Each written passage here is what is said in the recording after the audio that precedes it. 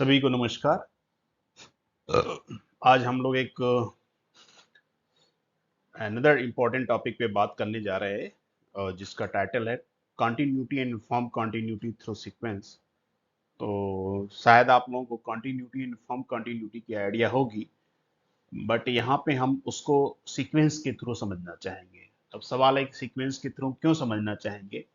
तो वेरियस जो competitive exam है उसमें से जो कंटिन्यूटी यूनिफॉर्म कंटिन्यूटी के जो क्वेश्चन है वो डायरेक्ट नहीं आते हैं, बट अगर उसको सीक्वेंस अप्रोच से सॉल्व किया जाए तो it can be easily solve. So we try to understand continuity inform continuity through sequence approach. So we come to the definition. So यहाँ पे हमने definition मेट्रिक स्पेस में लिया है, बट अगर आप इसको रियल लाइन में ले जाना चाह रहे हैं तो जो हमारा x है या y है, जो स्पेस है, उसको आप सेट ऑफ रियल लाइन ले लें, और जो डिस्टेंस है डी ऑफ एक्स वाई, जो हम मेट्रिक में बात करते हैं, that is basically equal to the mod of x minus y. तो कहने का मतलब, अगर x के यहाँ रियल नंबर रिप्लेस कर देंगे और डिस्टेंस बिटवीन एक्स वाई को रिप्लेस कर देंगे mod of x minus y, तो ये जो पूरा का पूरा डेफिनेशन है वो रियल लाइन के एप्सिलॉन डेफिनेशन में कन्वर्ट हो जाएगा। तो चलते हैं सबसे पहले कंटिन्यूटी की definition. So x D one and Y D two दो मेट्रिक स्पेस है। कोई फंक्शन ले लें जो x फ्रॉम y से। सो ये फंक्शन पॉइंट e पे कंटिन्यूअस होगा। कब? If for given any epsilon greater then 0 हमको एक डेल्टा मिल जाए such that distance between fx comma fa less than epsilon whenever distance between x comma y less than delta. d2 basically क्या है? Distance, और d2 f के साथ d2 लिया गया है और x के साथ d1 लिया गया है। क्यों? क्योंकि जो fx और fa है, थ्रू मैपिंग ये कहाँ चला जाएगा? y में, और y में हमने जो डिस्टेंस फंक्शन को d2 बोला है, इसलिए यहाँ d2 लिया गया है। और x में जो डिस्टेंस फंक्शन है वो क्या है? d1 है। और x स्मॉल x के एलिमेंट है, और fx और fa कहाँ चले जाएंगे? y में।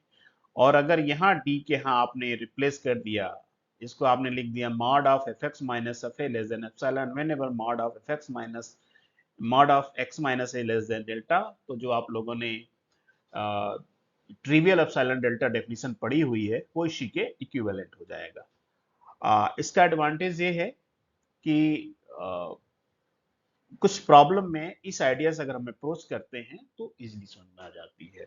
इससे पहले हम आप लोगों को याद होगा कंटिन्यूटी आपने 10+2 में पढ़ी थी, जिसमें लेफ्ट लिमिट और right limit is equal to value of the function. Starting वहां से किए थे, फिर हम फंक्शन ऑफ टू वेरिएबल में जाते हैं या कॉम्प्लेक्स में जाते हैं या फंक्शन ऑफ सेवरल वेरिएबल में जाते हैं, तो वहां पे ये डेफिनेशन लेफ्ट राइट लिमिट काम नहीं करती, वहां पे एप्सिलॉन डेल्टा डेफिनेशन काम करती है। उसी एप्सिलॉन डेल्टा डेफिनेशन को हम लोग यहाँ पे मैट्रिक में यूज किए हैं। मैट्रिक में से डिफाइन ही होता है, बस वहां पे जहां पे मॉड है यहाँ पे रिप्लेस हो जाएगा डिस्टेंस फंक्शन। और इसी को अगर हम मैट्रिक के फॉर्म में लिखें, so d1 x a less than delta means what? Means x belongs to s that. इसको अगर हम इसको ऐसे इक्विवेलेंटली ऐसे भी लिख सकते हैं, इसके सेंटर को हम एम ए मान लें, तो एक ओपन स्फीयर जिसका सेंटर a है और रेडियस क्या है? डेल्टा। रेडियस क्या है? रेडियस है डेल्टा। तो ये ऐसे एक्स जो ओपन स्फीयर में बिलोंग कर रहे हैं, जिसका सेंटर ए है और रेडियस डेल्टा है, उसी को हम डी एक्स से डिनोट करते हैं। सिमिलरली इसको किससे डिनोट करेंगे? इसको डिनोट करेंगे हम लोग, सेंटर एफ है, रेडियस एप्सिलॉन, और ऐसे एफ एक्स जिसकी डिस्टेंस एफ से लेस देन एप्सिलॉन है, तो इसको हम बेसिकली किससे डिनोट करेंगे? एस एप्सिलॉन ने। और ये less than means d2 of fx कमा fa लेस देन एप्सिलॉन है। कब? जब d1 ऑफ x कमा लेस देन डेल्टा है। इसका मतलब अगर x s डेल्टा में बिलोंग कर रहा है तो fx कहाँ बिलोंग करेगा? s epsilon fa। तो इसी डेफिनेशन को हम लोग ऐसे भी लिख सकते हैं कि अगर s डेल्टा a पे पूरे के पूरे उसके एलिमेंट पे f को अप्लाई करें तो बेसिकली कहाँ किसका सबसेट हो जाना चाहिए, एस एप्सिलॉन एफ ऑफ ए। ठीक है, अभी हमने पॉइंट ए पे बात की है, सिमिलरली हम सारे पॉइंट पे बात कर सकते हैं। तो कोई फंक्शन कॉन्टिन्यूअस होगा जब वो सारे पॉइंट पे कॉन्टिन्यूअस हो। तो कंटिन्यूटी की बड़ी इंपॉर्टेंट डेफिनेशन है कंटिन्यूटी इंश्योर करने के लिए। तो क्या है, हमने दो मैट्रिक स्पेस ले ली X D one and Y D two, जैसा अभी हमने बात किया था। तो कोई फंक्शन कंटिन्यूअस कब होगा किसी पॉइंट ए पे, इफ एंड ओनली इफ जब हम कोई सीक्वेंस लें जो एन ए पे कन्वर्ज कर रहा है, तो उसका इमेज भी कहाँ कन्वर्ज के, F of N F of A के इमेज के करना चाहिए। कहने का मतलब जो कॉन्टिन्यूअस फंक्शन है वो सीक्वेंस के कन्वर्जेंस को क्या करता है, प्रिजर्व करता है। मतलब ए एन ए पे कन्वर्ज कर रहा है तो F of N F of a converge है, इफ एंड ओनली ट्रू है। कॉन्टिन्यूअस है तो सीक्वेंस के कन्वर्जेंस को प्रिजर्व करेगा, सीक्वेंस के कन्वर्जेंस को अगर प्रिजर्व कर रहा है तो क्या होगा, कॉन्टिन्यूअस। तो ये वाइस वर्सा टू है। तो लेट्स ट्राई टू प्रूव। तो हम मान ले रहे हैं कि कोई सीक्वेंस ए एन है जो किस पे कन्वर्ज कर रहा, ए पे। So by definition of convergence of sequence, इससे पहले हमने कन्वर्जेंस सीक्वेंस, कन्वर्जेंट सीक्वेंस और कॉची सीक्वेंस की डेफिनेशन हमने अपने प्रीवियस वीडियो में डाली हुई है। उस वीडियो का मैं लिंक डिस्क्रिप्शन बॉक्स में डाल दूंगा, आप उसको जाके देख सकते हैं। सो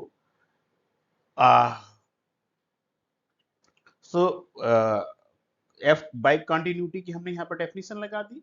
अगर एक्स और ए के बीच लेस देन डेल्टा है तो एफ एक्स और एफ ए के बीच में क्या होगा, लेस देन एप्सिलॉन। और ये दिया हुआ है कि एन ए पे कन्वर्ज कर रहा है, तो बाय डेफिनेशन ऑफ कन्वर्जेंस, जैसा हमने बोला कि ऑलरेडी मैं एक प्रीवियस वीडियो में इसको कन्वर्जेंट सीक्वेंस और कॉची सीक्वेंस के बारे में बता चुका हूं, तो मैं उसका लिंक डिस्क्रिप्शन बॉक्स में डाल दूंगा। तो by definition of convergence, distance between A N less than delta for all N greater equal to M, और distance between A N comma tending zero as N tend to infinity, दोनों equivalent होता है। अब हम क्या करें, जो continuity की डेफिनेशन में एक्स जगह पे ए एन पुट कर दिया, तो ये क्या हो गया, f of A n is less than epsilon whenever d of a one a n is less than delta. Continuity की डेफिनेशन में जहां एक्स है वहां हमने क्या पुट कर दिया, ए एन।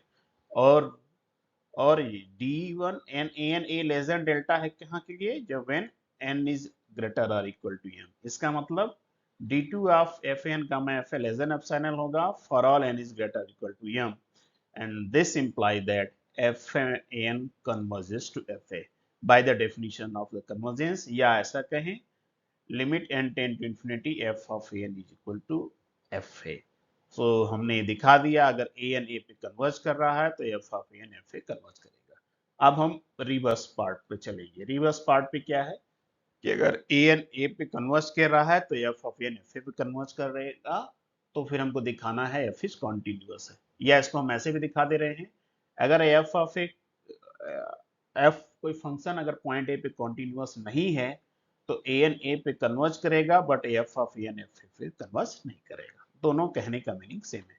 तो मान लिया कि एफ कॉन्टिन्यूअस नहीं है, तो फिर हम ये दिखाएंगे कि ए एन ए पे कन्वर्ज कर रहा है, लेकिन F of N F of A पे कन्वर्ज नहीं कर रहा है। So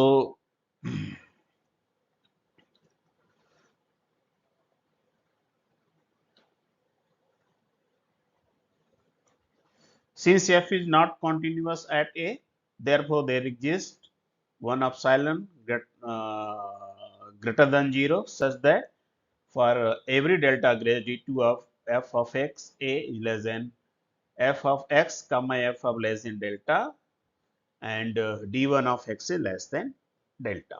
ठीक है ना, क्योंकि हम ये दिखा रहे हैं, मान के चल रहे हैं कि f of x f of a पे कन्वर्ज नहीं कर रहा है। ठीक, d2 f of x f a greater. अब हमने क्या कर लिया, डेल्टा की जगह पे 1/n ले लिया, जो ये डेल्टा है 1/n ले लिया, तो हमको एक positive integer n, so we find for each positive integer n there is a n belongs to s such that जो ही आपने n लिया यहाँ पे एक आपको a n मिल जाएगा, उसमें कि d2 f of x n F of A N F of A n comma f of is greater or equal to epsilon whenever d1 of distance between a and comma is less than epsilon। इसका मतलब अगर यह क्या कर रहा है, a1 a के बीच की डिस्टेंस लेस देन 1/n है, लेकिन f of a and f of a के बीच की डिस्टेंस क्या है, ग्रेटर इक्वल। इसका मतलब f of a and f of a पे कन्वर्स नहीं कर रहा है। तो हम ये दिखाए थे, हमको ये दिखाना था कि ए एन ए पे कन्वर्ज कर रहा है, implied F of A N F of A पे कन्वर्ज कर रहा है, देन एफ एस कॉन्टिन्यूअस होगा। द सेम ये इक्विवेलेंट है कि हम एफ एक्स को मान लिया कि कॉन्टिन्यूअस नहीं है और ए एन ए पे कन्वर्ज कर रहा है, तो F of A N F of A पे कन्वर्ज नहीं कर रहा है। तो हमने इसको दिखा दिया।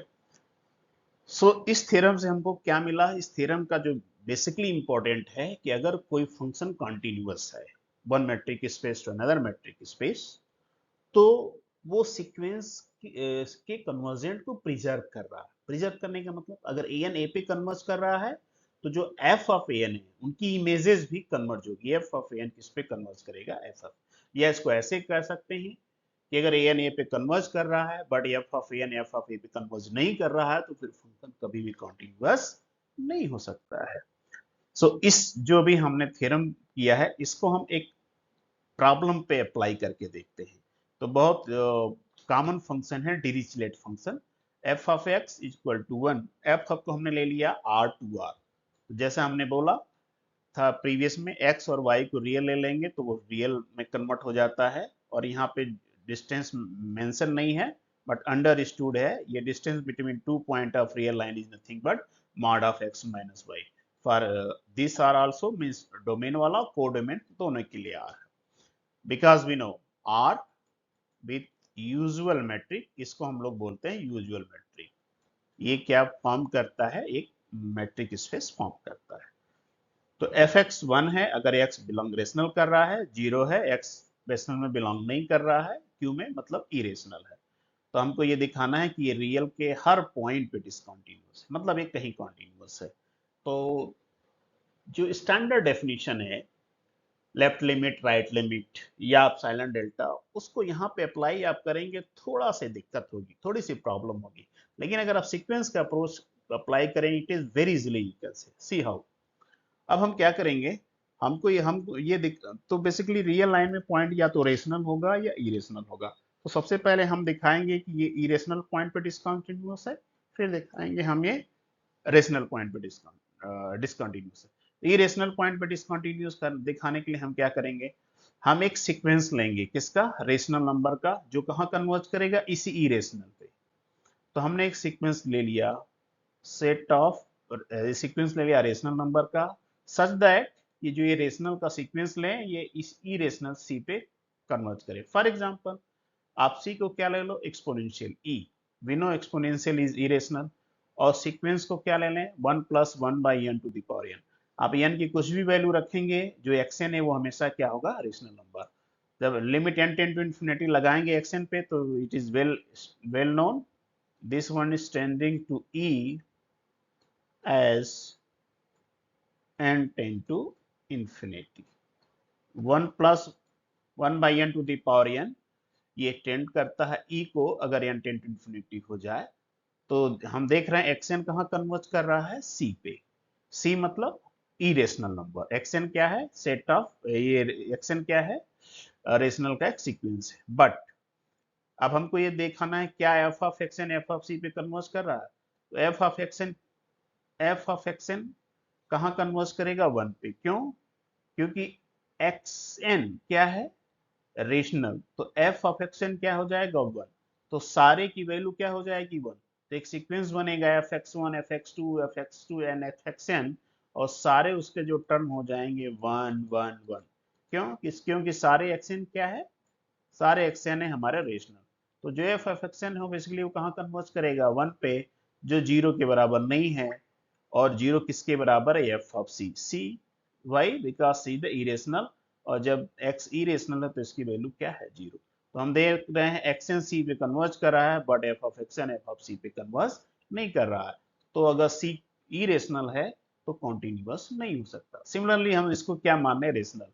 सिमिलर अप्रोच, हम एक सेट ऑफ इरेशनल नंबर का सीक्वेंस लेंगे, इस तरह से लेंगे कि वो रेशनल सी पे कन्वर्ज करे। फॉर एग्जांपल, अगर आप सी रेशनल को पी बाई क्यू ले लें तो हम एक्सएन एक सीक्वेंस डिफाइन करें, p by q plus root two by n.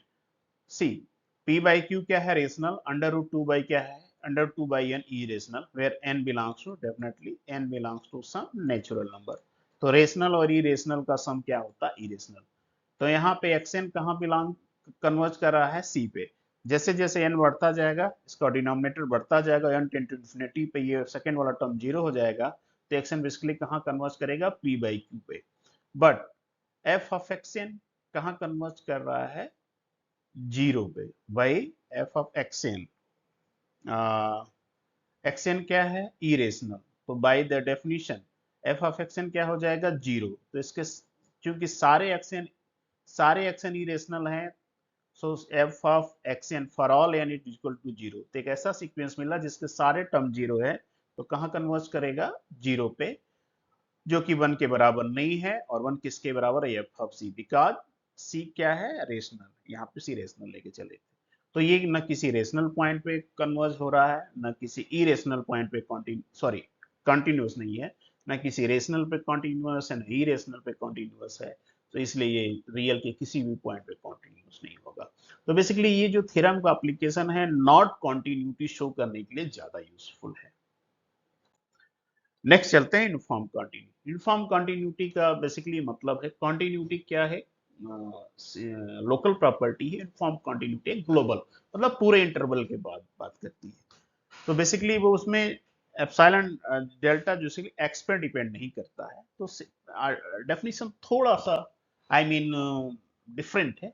C, x D one और वाई डी टू हमने मैट्रिक स्पेस ले लिया, और कोई फंक्शन डिफाइन है एक्स फ्रॉम वाई पे, और यूनिफॉर्मली कंटिन्यूअस कहेंगे कब, if for each epsilon greater than zero there exist a delta greater zero, but condition is है कि डेल्टा सिर्फ एप्सिलॉन पर डिपेंड करेगा, किसी एक्स पे डिपेंड नहीं करेगा। कंटिन्यूटी में ये एक्स पे भी डिपेंड कर सकता, सच दैट एफ एक्स और एफ वाई के बीच के जो डिस्टेंस है लेस देन एप्सिलॉन होनी चाहिए, यदि इफ एक्स और वाई के बीच में डिस्टेंस क्या है, less than delta for all x y, कोई भी एक्स वाई लें तो ये ट्रू होना चाहिए। तो अगर फंक्शन यूनिफॉर्मली कंटीन्यूअस है तो डेफिनेट कंटीन्यूअस होगा, बट कन्वर्स ट्रू नहीं है। आगे हम एग्जांपल में देख भी सकते हैं।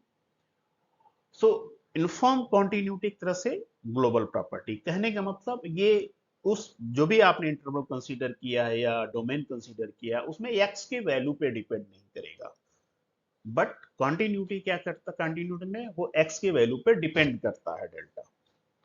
सो इसका एक इंपॉर्टेंट थ्योरम है। अब जैसे कंटिन्यूटी सीक्वेंस के कन्वर्जेंस को प्रिजर्व कर रही थी, वैसे यूनिफॉर्म कंटिन्यूटी क्या करेगी, ये काउची सीक्वेंस को प्रिजर्व करेगी, है ना। So the image of a Cauchy sequence under a uniformly continuous function again a Cauchy sequence। तो अगर कोई काउची सीक्वेंस है, एक्सन काउची सीक्वेंस है, तो एफ ऑफ एक्सन भी क्या होगा, एक काउची सीक्वेंस। ठीक है। कंटिन्यूटी काउची सीक्वेंस से काउची सीक्वेंस पे प्रिजर्व नहीं करता है, यूनिफॉर्म कंटिन्यूटी प्रिजर्व करती है, right. Definition is very simple. तो मान लिया दो हमारे पास मैट्रिक स्पेस है और कोई एक फंक्शन डिफाइन है जो यूनिफॉर्मली कंटिन्यूअस है। अब हम एन को एक काउची सीक्वेंस लेके चल रहे हैं, फिर हम दिखाएंगे, एन हम कोई काउची सीक्वेंस लेके चल रहे हैं, फिर हम दिखाएंगे कि जो एफ ऑफ एन है वो भी क्या है, काउची सीक्वेंस। तो लेट कोई एप्सिलॉन ग्रेटर देन जीरो ले लीजिए, और चूंकि एफ यूनिफॉर्मली कंटिन्यूअस है तो एक डेल्टा मिलेगा ग्रेटर देन जीरो, जो सिर्फ एप्सिलॉन पर डिपेंड करेगा, such that D two of, मतलब एफ ऑफ एक्सएम कमा एफ एक्सएन के बीच की जो डिस्टेंस है वो लेस देन एप्सिलॉन होगी, इफ whenever xm और xn के बीच डिस्टेंस क्या हो, less than delta. This is the by definition of the Cauchy sequence. Okay, अब ये राइट, यहाँ पे हमने an ले लिया है, तो इसको आगे xn लिया है, तो इस ए एन को आप एक्स एन ले लें, नोटेशन कंफ्यूजन होगा, या तो हर जगह एन ले लें या तो हर जगह एक्स एन ले लें। सो हमने चूंकि मान के चला है एक्स एन एक काउची सीक्वेंस है, so by definition of Cauchy sequence distance between X M and X N less than delta होगा for all M N is greater और इक्वल टू एन नॉट। ये जो इक्वेशन नंबर 1 है ये by definition of uniform continuity है, और जो equation number 2 है the by definition of the Cauchy sequence. मतलब xm और xn के बीच डिस्टेंस डेल्टा हो जाएगी when m n greater equal to n naught. कहने का मतलब है डेल्टा आप कुछ भी ले लिए ग्रेटर देन 0, तो जो सीक्वेंस के टर्म है after finite number of term means n not, उसके बाद के जो टर्म है उन सब के बीच की डिस्टेंस लेस देन डेल्टा हो जाएगी। अगर हम 1 और 2 को कंक्लूड करें तो d1 xm का xn less delta for m less equal to n, तो ये तब सही है जब क्या हो m और n greater equal to n naught हो। इसका मतलब d2 ऑफ fxm का fxn लेस देन एप्सिलॉन होगा when m n greater than equal m and n greater equal to n not, means अगर m और n की value n not से बड़ी हो जाए तो इनके बीच की डिस्टेंस को हम जितना अच्छा है उतना छोटा बना सकते हैं। तो बाय डेफिनेशन यही तो क्या है काउची सीक्वेंस। सो हमने ये देखा कि uniformly continuous function Cauchy sequence को प्रिजर्व करके काउची सीक्वेंस रखता है। कब? मतलब अगर एक्सन काउची सीक्वेंस है, एफ एक फंक्शन है, तो अगर एफ यूनिफॉर्मली कंटीन्यूअस है तो एफ ऑफ एक्सन भी एक क्या होगा काउची सीक्वेंस होगा। अब इसका एप्लीकेशन देखिए,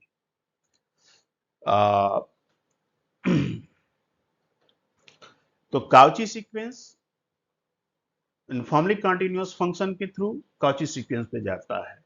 लेकिन अगर सिर्फ सोच रहे हैं जैसे कन्वर्जेंट सीक्वेंस को कंटिन्यूअस फंक्शन भेजता है कन्वर्जेंट सीक्वेंस पे, अगर आप कन्वर्जेंट सीक्वेंस को काउची सीक्वेंस पे सेंड करेंगे तो वो काउची सीक्वेंस पे नहीं ले जाएगा। तो इसको एग्जांपल से हम देख भी सकते हैं। मान लीजिए x को हमने एज रियल ले लिया और d को यूजुअल मैट्रिक जैसे हमने बोला, और y को भी हमने ले लिया सेम और भी यूजुअल मैट्रिक ले लिया। f of x equal to 1 by x for all x continuous because it's defined for all, है ना। अब हमको ये दिखाना है क्या f यूनिफॉर्मली कंटिन्यूअस है। कंटिन्यूअस तो होगा बिकॉज ये हर जगह डिफाइन है फॉर इस finite value of fx is defined 1 by x when x belongs to x is continuous, ठीक है ना। अब ये हम देखना चाह रहे हैं कि क्या f यूनिफॉर्मली कंटिन्यूअस है। सो लेट, तो हम एक काउची सीक्वेंस ले लिए क्या 1 बाई n, 1 बाई n एक हमने सीक्वेंस ले लिया जो x में है और एक काउची भी है। काउची सीक्वेंस का अगर मैं सिंपल वे में बताऊं तो उसके कोई जनरल टर्म ले लीजिए xm और xn और उसके बीच की डिस्टेंस निकालिए, तो वो 10 to 0 करना चाहिए अगर वो सीक्वेंस के टर्म इन्फिनिटी की तरफ जा रहे हैं, मतलब m और n टेंड टू इन्फिनिटी।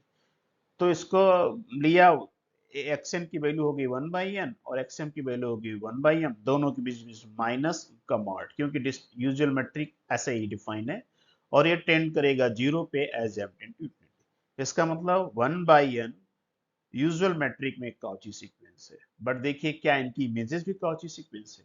तो ये जो फंक्शन डिफाइन है f of 1 x equal to 1 by x, तो 1 बाई n कहाँ चला जाएगा n पे, जो कि काउची सीक्वेंस नहीं है। क्यों है n माइनस m, अगर आप लें f of n minus f of m तो बेसिकली आएगा mod of m minus n, ये 0 की तरफ नहीं जाएगा as m and n tending to infinity।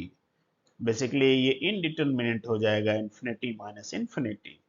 So f uniformly continuous नहीं हो सकता, और आप जानते हैं f of x equal to 1 by x ये यूनिफॉर्मली कंटिन्यूअस नहीं है।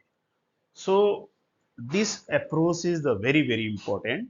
तो नॉर्मली जो भी नेट गेट के एग्जाम आते हैं उसमें जो कॉन्टिन्यूटी या इनफॉर्मली कॉन्टिन्यूटी के जो क्वेश्चन होते हैं वो डायरेक्ट नहीं होते हैं, तो उसमें आप लोग अगर ये सीक्वेंस वाला अप्रोच लगाएंगे so it will be very helpful for you. So so thanks for watching this video. अगर आपको ये वीडियो अच्छा लगा तो प्लीज़ आप सब्सक्राइब करें, लाइक करें, ताकि हम लोग अगला वीडियो बनाने के लिए मोटिवेट हुए। So thank you very much. और आपका कोई कमेंट, सजेशन, कुछ भी हो, नया कोई वीडियो चाहते हैं तो डेफिनेटली आप कमेंट बॉक्स में पोस्ट करें अपना view. We will try to incorporate your suggestion. So thank you very much. Good night.